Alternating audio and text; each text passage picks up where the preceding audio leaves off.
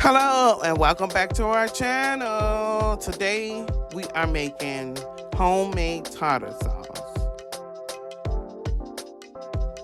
For your ingredients, we have mayonnaise, dill pickle, dry dill, onion, Dijon mustard, fresh lemon juice, salt and pepper.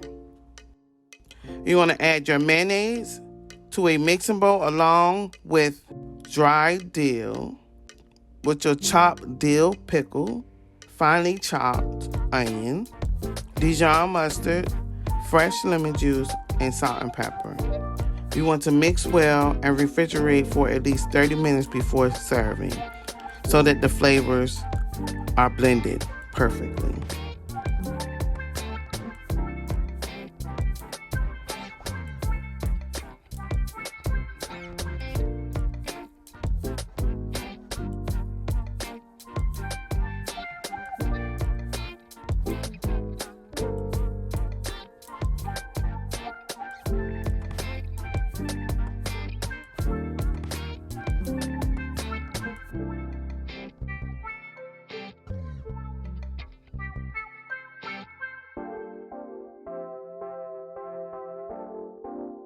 I want to thank you for watching Baby We Eat.